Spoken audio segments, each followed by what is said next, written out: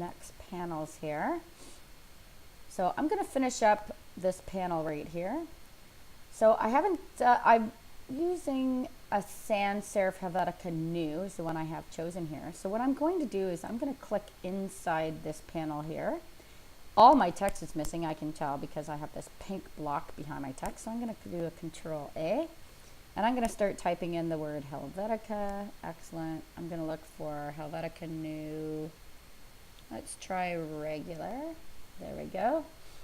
And this is the back panel, so I can get away with changing all that text to align center. Also, I have this apply now. It says IC reaches capacity at 50 students, apply now. I'm going to use that as my header. I'm going to make an executive decision, and I'm going to copy that and delete it, and I'm going to paste it in front. Now I want the same text as this one here, so let's check this. This is Malaysian circa bold, so I'm going to repeat that font.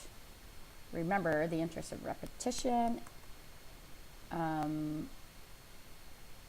we want to make sure we're repeating particular fonts.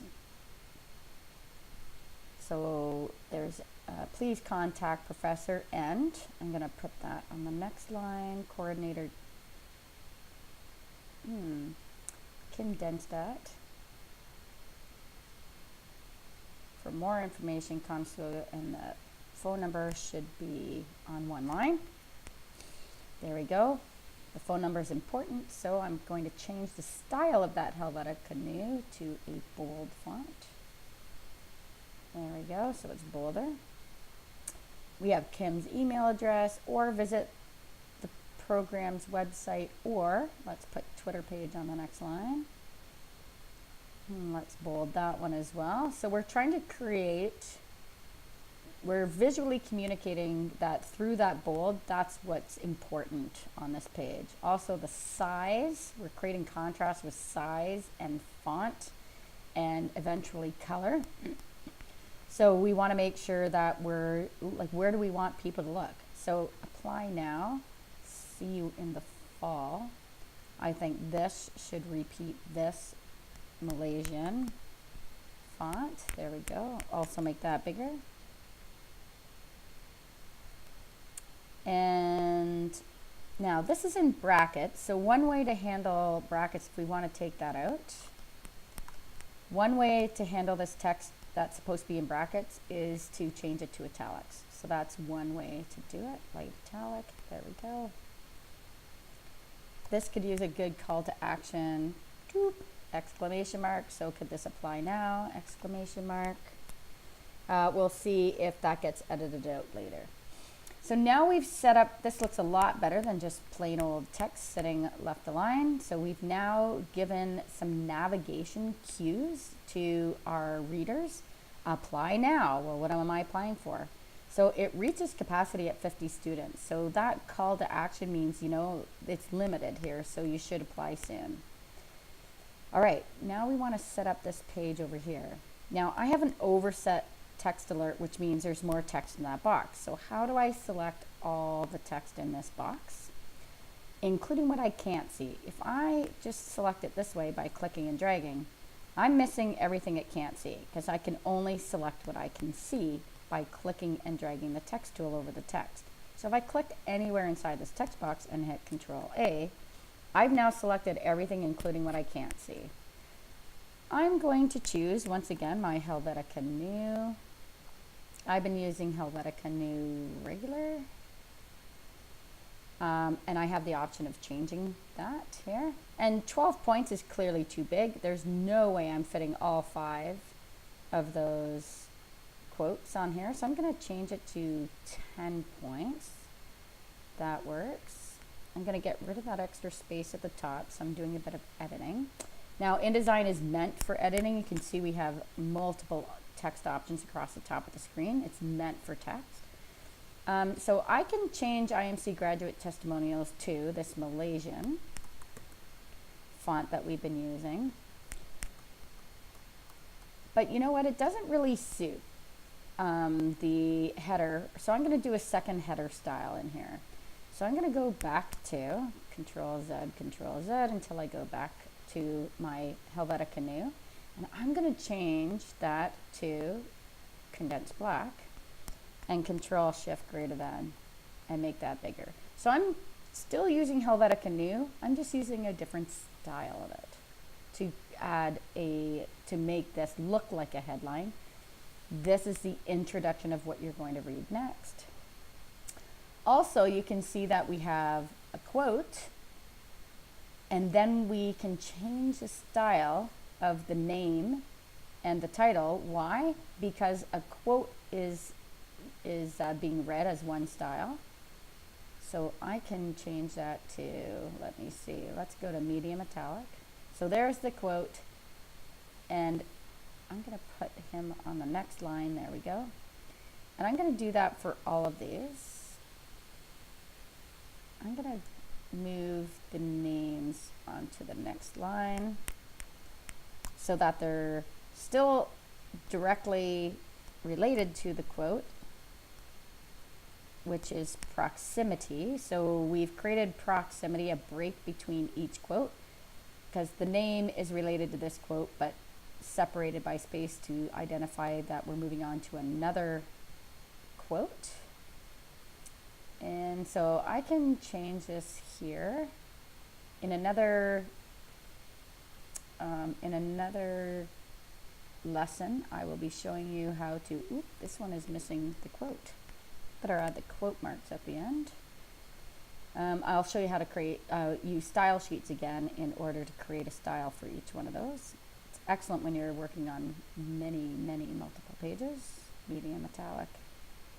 There we go. So I still have to fit in some headshots in here. So I might go back in here and change this to, I can probably get away with 9.5 text for this particular font. And now I need to place some images. So I have Mark's, Alexandria's, Nikisha's, Kritika's, and Madison's pictures in the folder. So I'm going to need another frame tool. And I'm going to need to click and drag a frame over top for a headshot. Now, the problem with that is, Control plus to zoom in, is I've just placed a picture over top of the text. So what's going to happen when I place the picture? Well, the text is going to be behind the photo. So I need to wrap the text. I'll wrap the text around this picture. So first, let's place the photo. So File, Place. And this way, when I have a box selected, it'll place inside that folder. So I'm going to go to the brochure headshots. So we didn't quite get the headshots that we wanted yet. This one I grabbed from his LinkedIn account, but it's a bit blurry. So we'll use him as placement until we get the high-res photo that we want. And we can use fill frame proportionately. But you can see how it's overlapping the text now.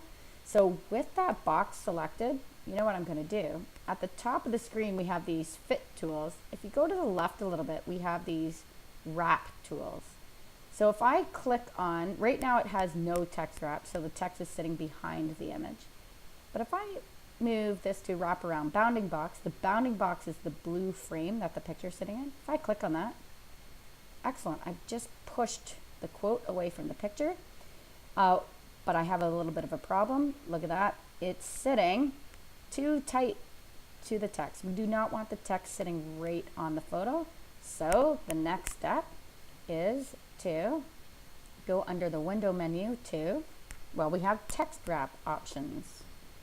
So this text wrap option here, see how it's linked right now? So anything I do right now, if I try to push that text away, see how it does it in all the boxes? So it's going to push the text away from all sides. Well, that's not what I want. I only need to push the text away to the right.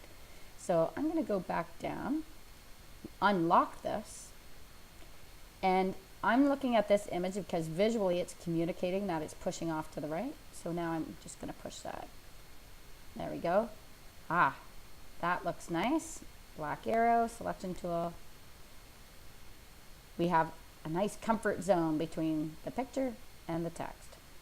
So I could repeat that process, or since I have one already created, I'm going to Alt click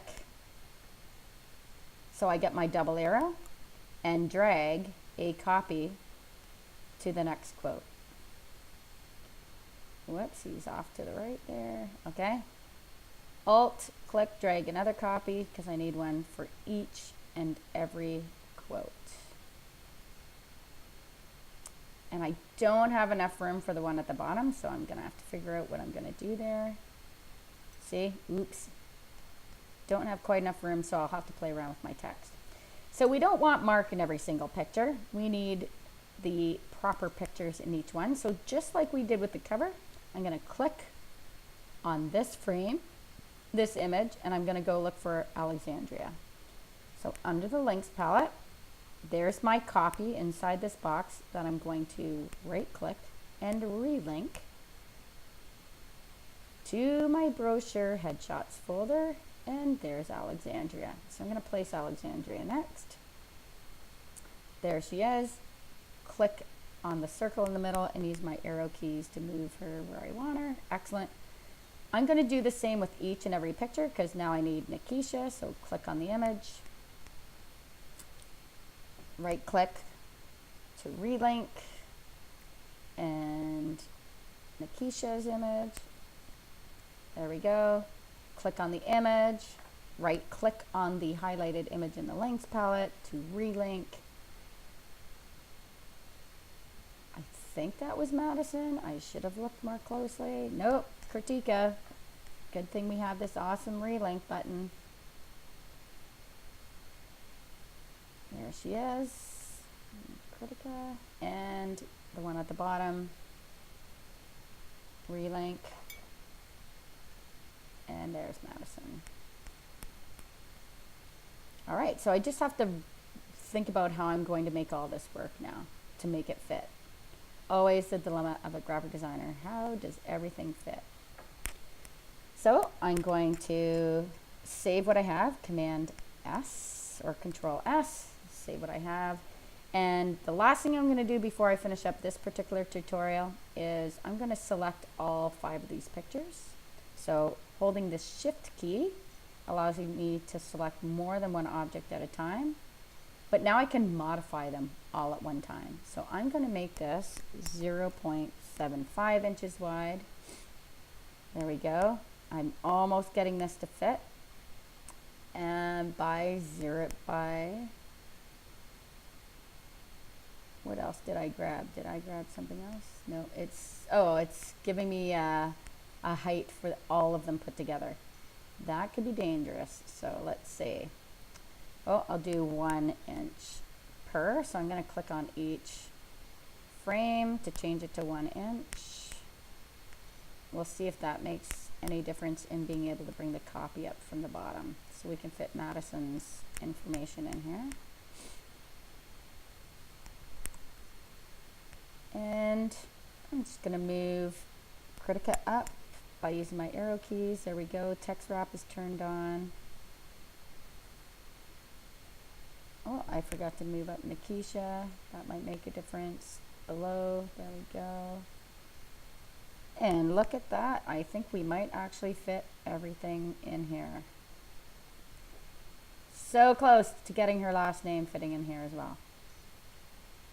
So we still have a little bit more work to do setting that up, but we're so close. It's fantastic. All right, so I'm gonna look at that.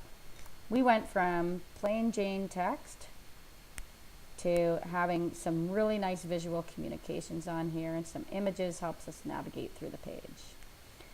All right, and now I'm gonna hit save, and we'll move on to the next video to add our logos, sample some colors so we can add some color from our logo to repeat the logo colors, and then set up our internal pages.